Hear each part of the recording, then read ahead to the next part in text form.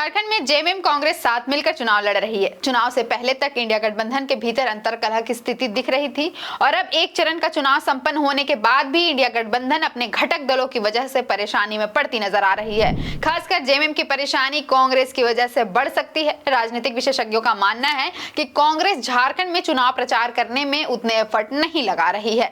झारखंड में कांग्रेस 30 विधानसभा सीटों पर चुनाव लड़ रही है, लेकिन उसके कमजोर कैंपेन की वजह से इंडिया गठबंधन को झटका लग सकता है। बीजेपी कैंप भी इंडिया गठबंधन में कांग्रेस को कमजोर कड़ी मान रही है।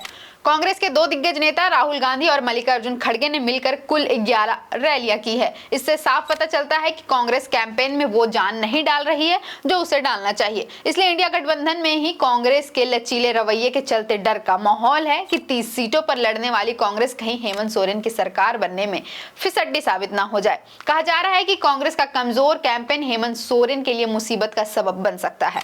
कांग्रेस को उम्मीद थी कि प्रियंका गांधी झारखंड में ताबड़तोड़ प्रचार करेंगी, लेकिन वायनाड में प्रियंका खुद उम्मीदवार है, इसलिए उनकी अनुपस्थिति सिर्फ कांग्रेस ही नहीं बल्कि पूरे इंडिया ब्लॉक के लिए परेशानी का सबब बन रहा है। झारखंड चुनाव को कांग्रेस कितनी गंभीरता से लड़ रही है, ये इस बात से पता चलता है कि पहले चरण के चुनाव से ठीक एक दिन पहले कांग्रेस अपना मैनिफेस्टो जारी करती है। पहले चरण का चुनाव 13 मई को था और कांग्रेस 12 मई को अपना मैनिफेस्टो जारी कर जनता को कांग्रेस को वोट देने की अपील करते देखी गई। बीजेपी ने इस पर कड़ी आपत्ति जाहिर करते हुए इसे मॉडल कोड ऑफ कंडक्ट के खिलाफ बताया है और चुनाव आयोग में इसकी पुरजोर शिकायत भी की है। चुनाव से कुछ महीने पहले प्रदेश अध्यक्ष को बदलकर कांग्रेस ने एक और बड़ा रिस्क लिया है। कुल मिलाकर कहें तो हरियाणा में हार और जम्मू कश्मीर में 29 में से सिर्फ 6 सीटों पर कांग्रेस की जीत कांग्रेस पार्टी की असली कहानी खुद बयां कर रही है।